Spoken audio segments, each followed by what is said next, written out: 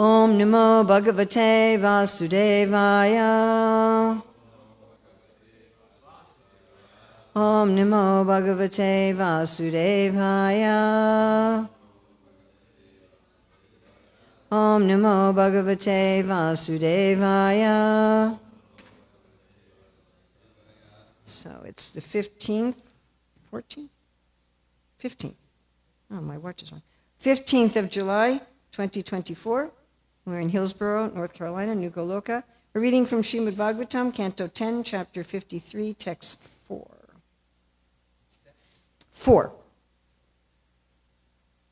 Shri Suk Uvacha Udvaharksham cha Vijnaya Rukminya Madhusudanaha Ratasam Yujitam Ashu Daruketya Hasaratim. Sri Sukha Uvacha. Shukadeva Goswami said, Udvaha, of the wedding, Riksham, the lunar asterism, the measurement that fixes the exact auspicious time.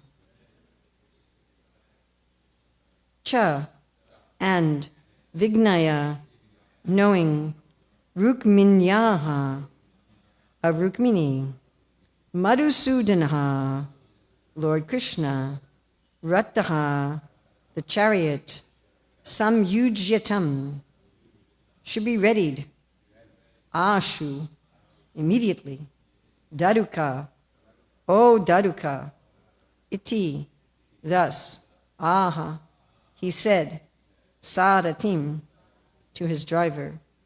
BBT translation. Sukadeva Goswami said, Lord Madhusudana also understood the exact lunar time for Rukmini's wedding.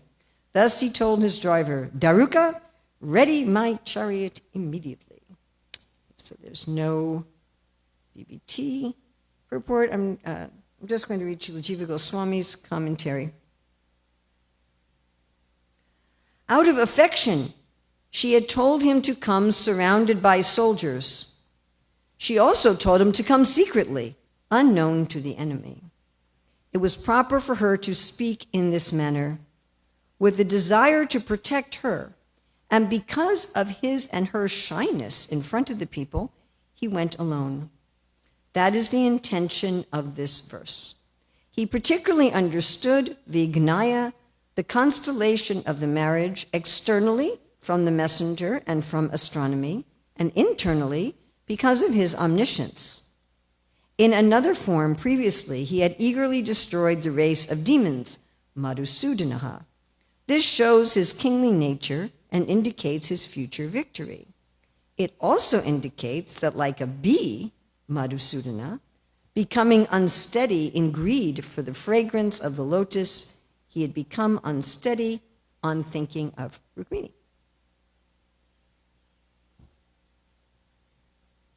Shri Sukha Uvacha, Udvaharksham chavignaya, Rukminya Madhusudanaha, Rata Samyujitamashu, Daruketya Hamsaratim. Sukadeva Goswami said, Lord Madhusudana also understood the exact lunar time for Rukmini's wedding. Thus he told his driver, Daruka, ready my chariot immediately.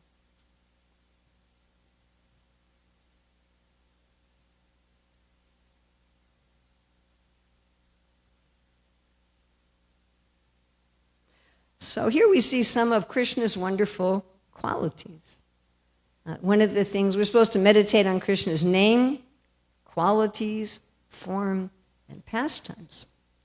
And of course, meditating on Krishna's qualities is one of the main impetuses for us to awaken our love for Krishna.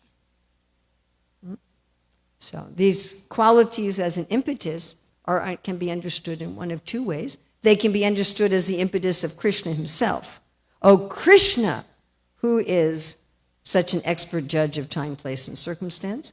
In that way, from a technical point of view, this is the Vibhava Vishaya, but when understood separately, oh, look at how the expert judge of time, place, circumstance as separately looking at the quality, then it's under udipana. But that's a technicality, which you don't have to remember if you don't want to. But anyway, the point is that when we meditate on Krishna's qualities, we increase in our love for him. This is true with anything.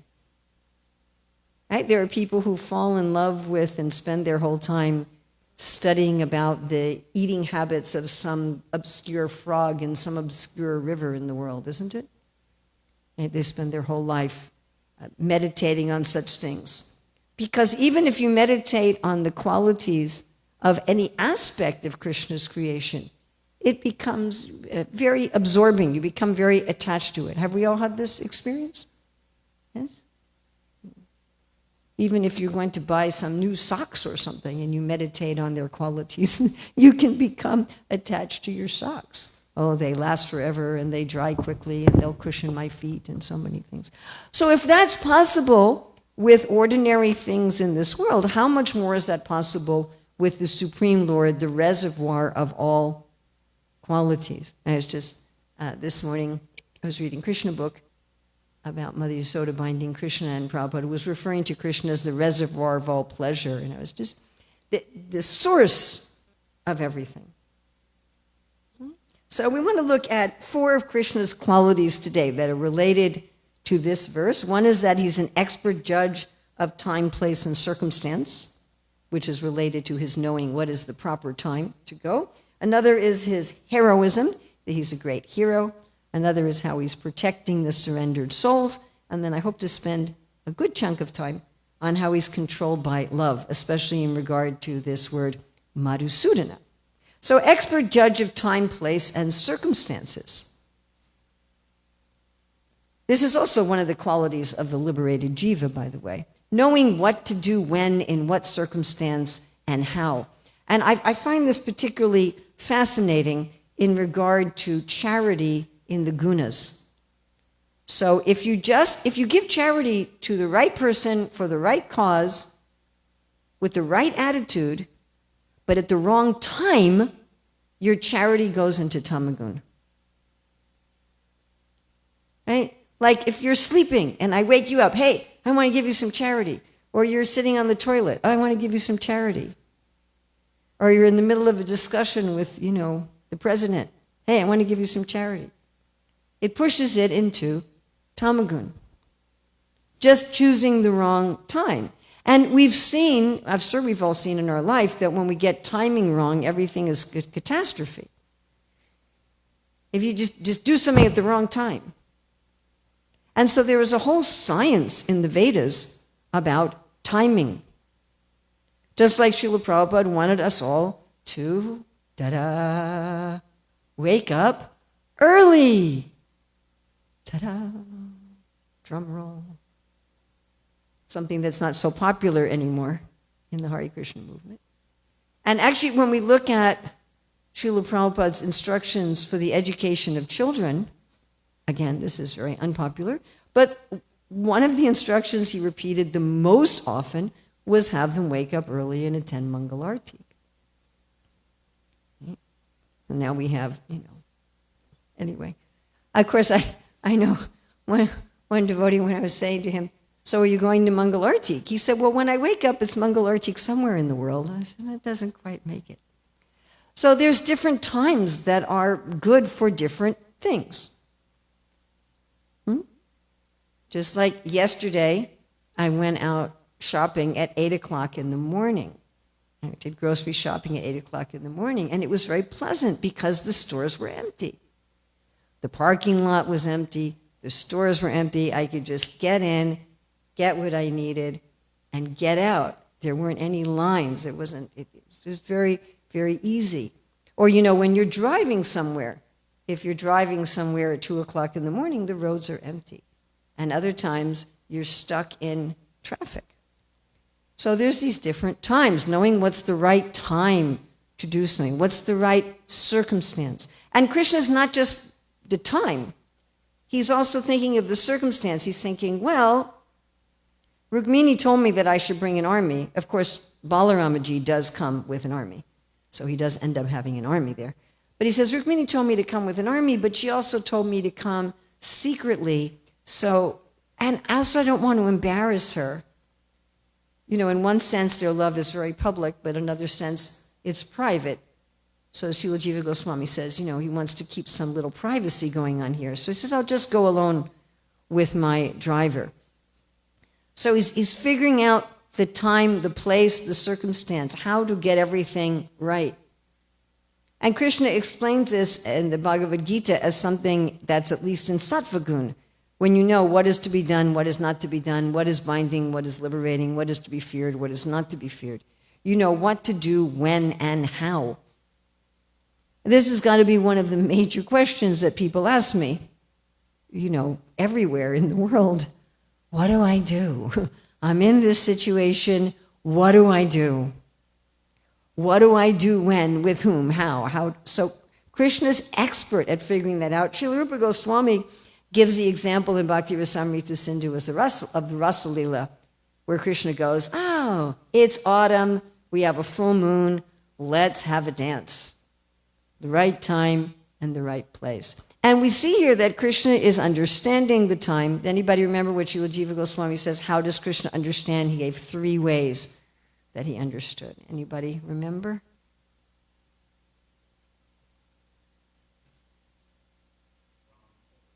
The messenger told him, the Brahmin messenger told him, this is when the wedding is going to be. How else? He's omniscient.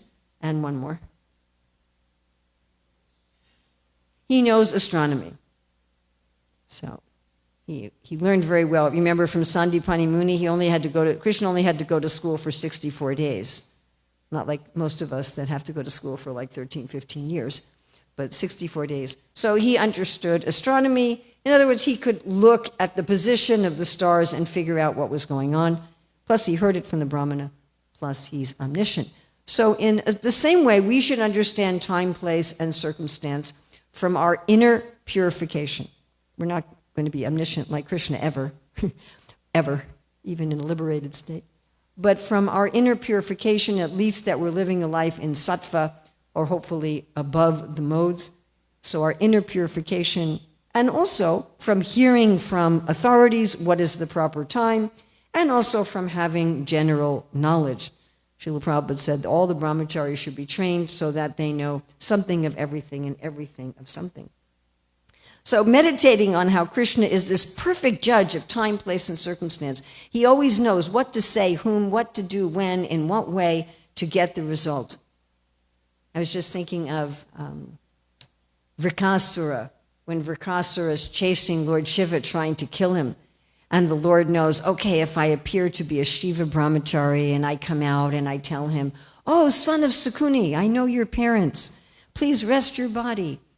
Lord Shiva is associating with ghosts. Why don't you test his benediction? He knew exactly what to say to get the demon to do what he wanted him to do. And he's very, very expert like that. So we could talk about this for weeks and weeks and weeks, how expert Krishna is at judging time, place, and circumstance. And we can see this in our own lives.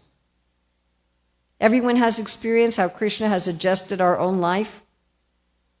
At least we have some experiences like that we met the right person at the right time, or we were in the right place at the right time, and maybe didn't understand it at that time, but later you could see that everything had fallen into place. Yes, everyone's had this experience. And this way we can appreciate and grow in our love of this quality of Krishna. Next, that he's very heroic. Right, so our acharyas say he's going with his weapons. I mean, it's pretty heroic also just to go by yourself with your driver. I mean, this was a big wedding. Like we just heard in the news how there was this extremely rich man who had this big wedding, spent $300 million on his son's wedding, which for him was nothing, as he has 200 and something billion dollars, right? And he invited some of our devotees to bless the wedding. So this was, this huge wedding. So I'm sure Rukmini's wedding was also very big. And people were invited from all over the place. Right? And Shishupal was certainly there with his armies. Right? We know Jarasandha was also there. All these armies. And Krishna just goes alone. He just goes alone, just him and his driver. such a hero. Of course, Lord Ramachandra defeats Kar and Dushan, also like this, alone, just standing alone, which Akampan told Ravana, oh, he's just standing alone. And Srila Rupa Goswami gives Krishna's fighting with Jarasandhar as evidence of his heroism. Also, this word Madhusudana that Sukadeva Goswami uses. And Krishna is often called Madhusudana, meaning, Sudana means an enemy of, conqueror of. Madhu was one of the demons at the beginning of creation who had a boon, Madhu and Kaitav, that they could only die in a way and a time that they wanted to die. And Krishna, again, as both a hero and an expert judge of time, place, and circumstances, was able to trick them and killing them. So, of course, we see Krishna's heroism in over and over and over again in so many of the stories in the Shastra. Can anybody tell me their favorite story of Krishna being a hero?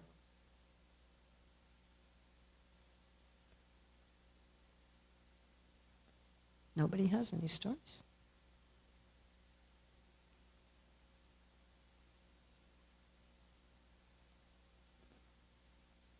How are we going to fall in love with Krishna, folks? Come on, what's some of your favorite story of Krishna being a hero?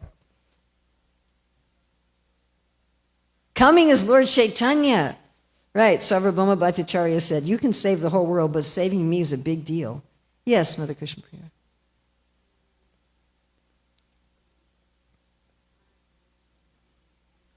Oh, when Draupadi's pot was nearly empty and now Krishna just showed up and ate, that was a really heroic act. Anything else? Dancing on the hoods of Kaliya, one of my favorite pastimes. What a way for Krishna to be a hero. 100th offense, killing Shishupal. Excellent. All right. Anything else? Shalva. Oh, Shalva had these, flying cities. Right? These airships, flying airships. And how Krishna defeated him. Lifting Govardhan Hill.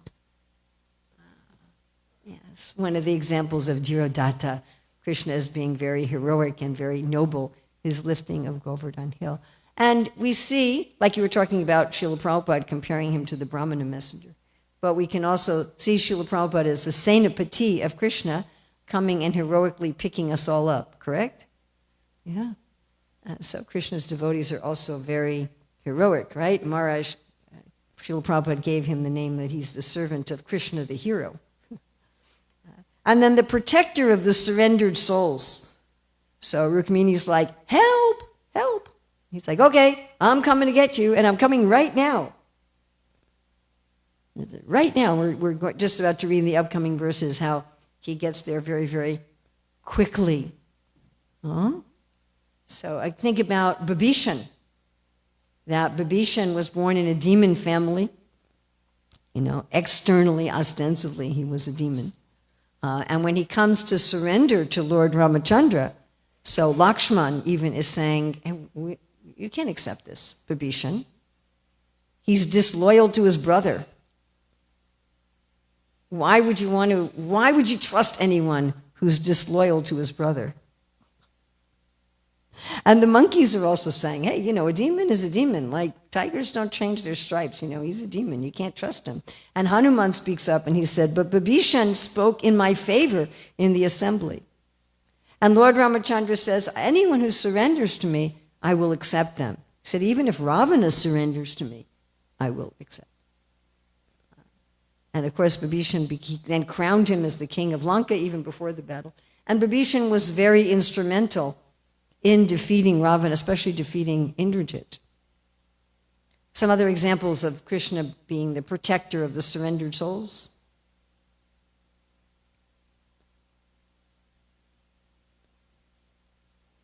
Draupadi. Again, you have Draupadi with the pot, and Draupadi when the attempt was made to disrobe her, is perhaps one of our most famous examples. Any other example how Krishna? Pandavas so many times.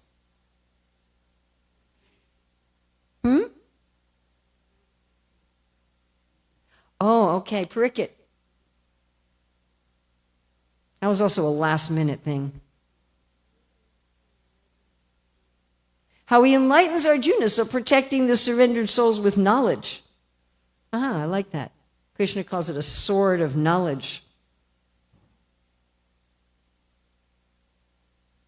Any other examples where Krishna protects the surrendered souls?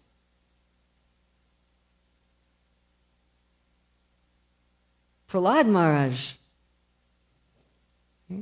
Maharaj Ambarish. When Durvasa Muni's, throwing a demon at him, and Ambarish is just like, whatever, he's a Brahmana, he's my guest, if he wants to kill me, fine, that. And the Lord sends his Sudarshan Chakra, Gajendra. Right? Anyone who surrenders. Have we also had experience of this in our life, that we surrender to Krishna and he takes care of us?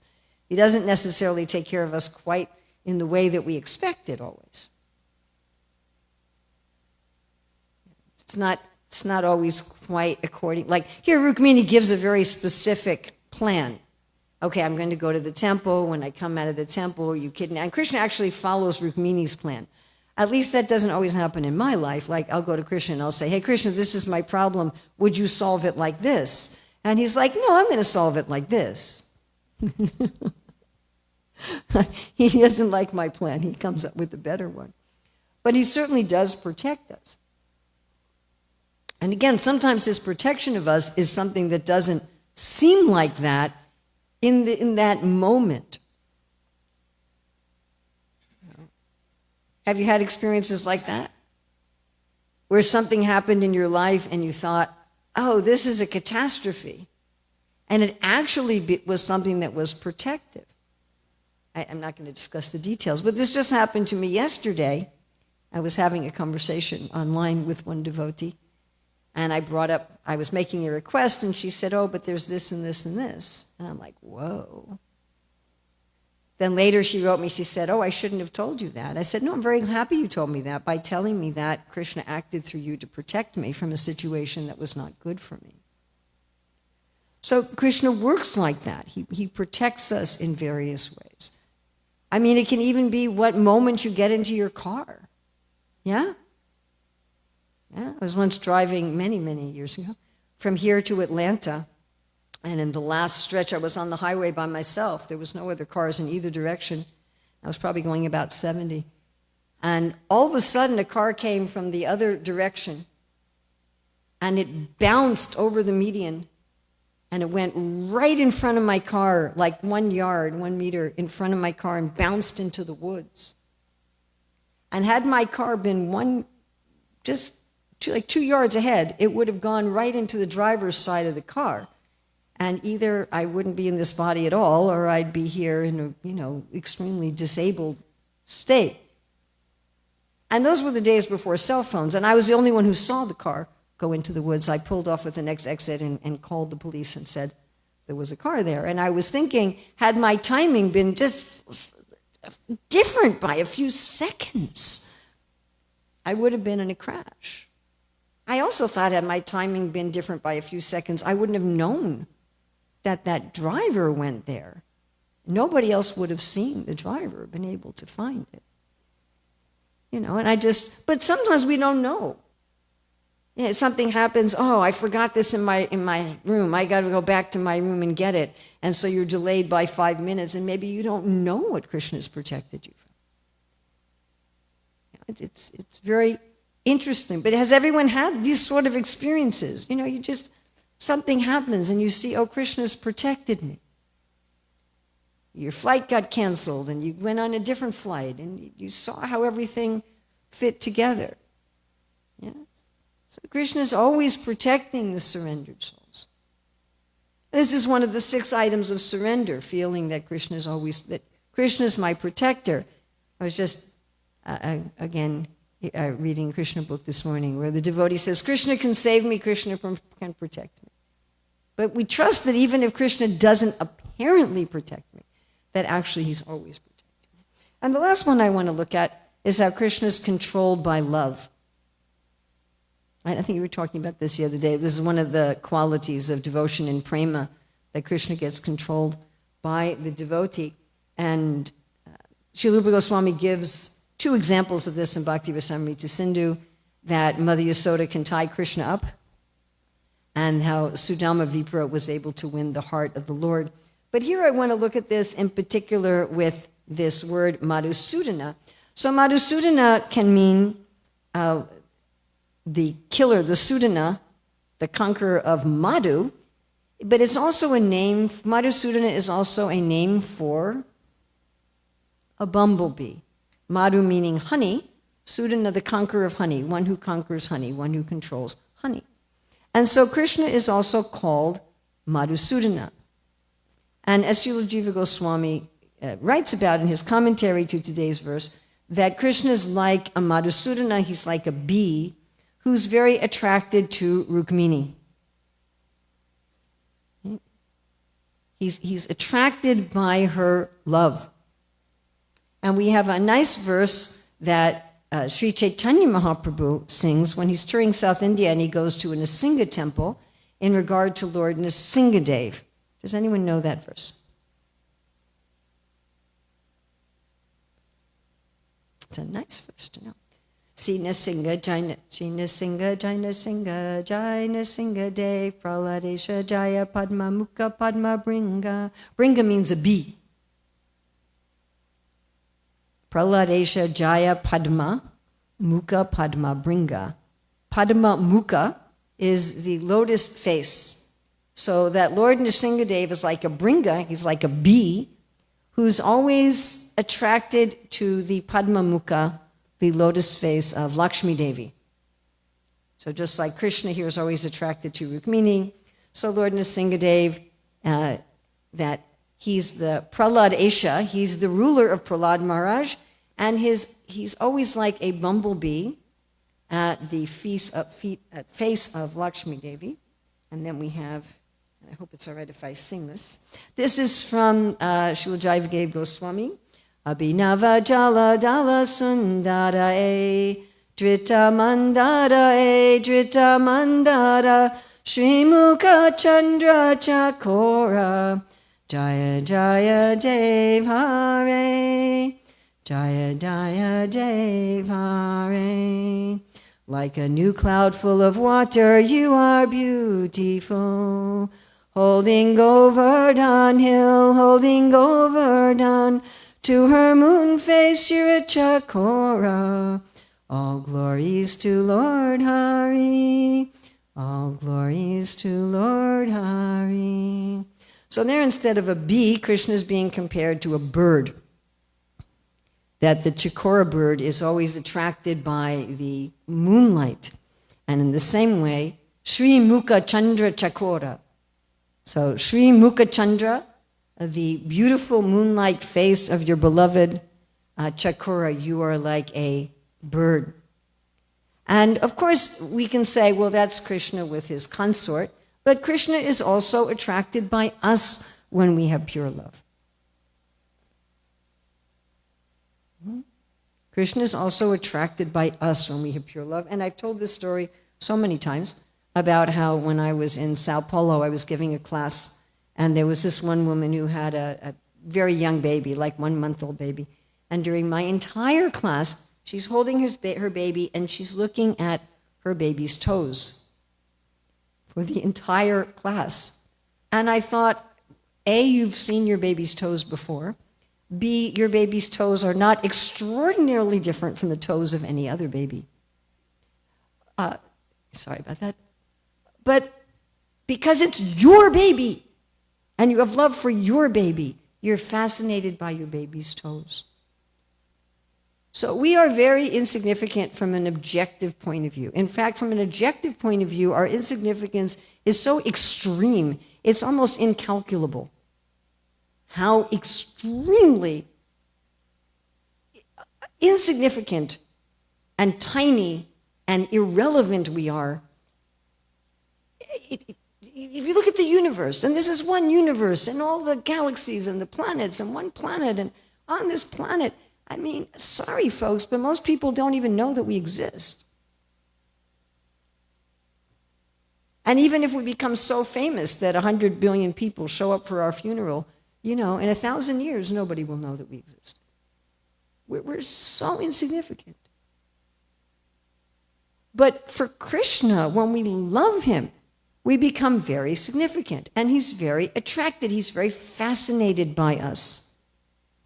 He's fascinated by our love. That's part of love, is you find someone fascinating. So Krishna is also, he's controlled by love. We shouldn't think that just because from an objective point of view, we have, practically speaking, no meaning.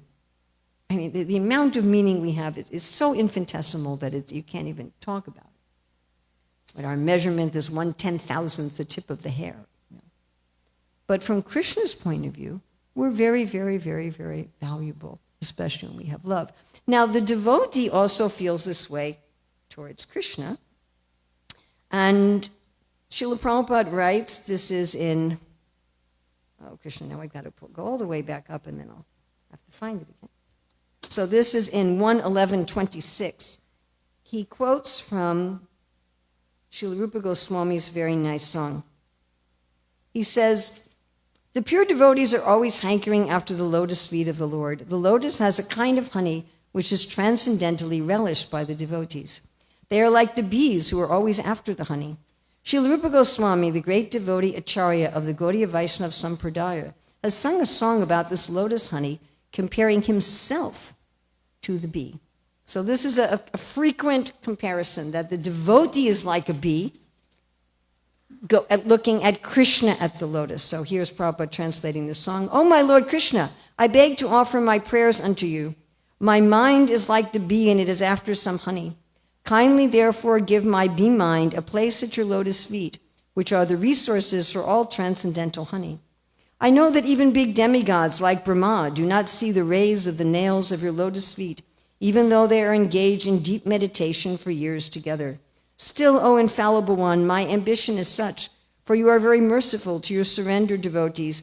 O Madhava, I know also that I have no genuine devotion for the service of your lotus feet, but because your lordship is inconceivably powerful, you can do what is impossible to be done.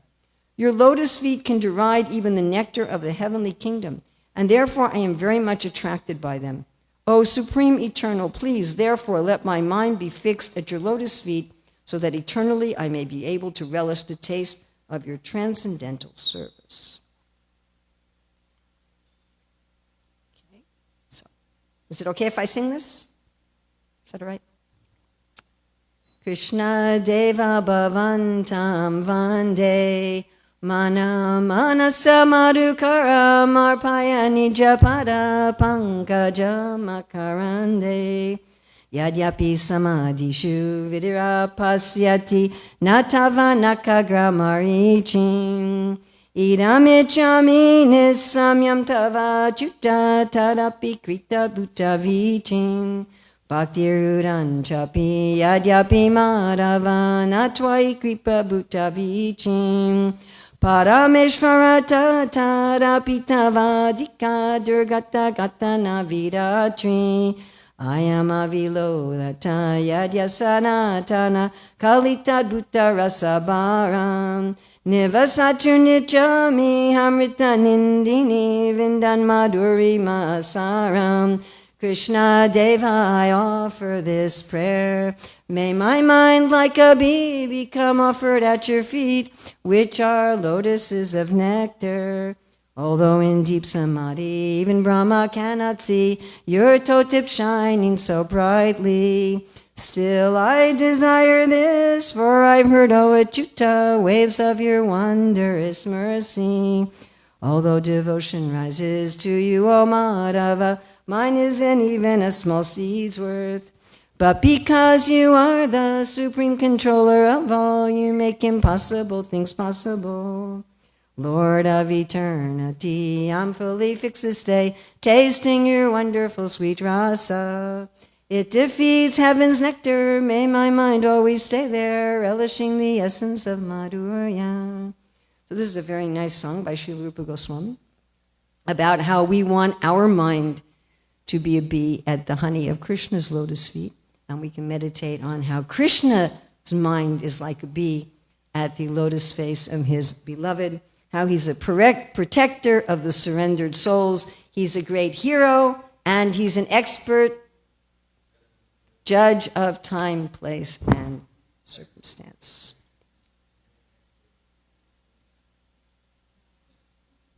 So thank you very much. I hope you didn't mind my singing voice, which isn't quite like John V. Harrison's or someone like that.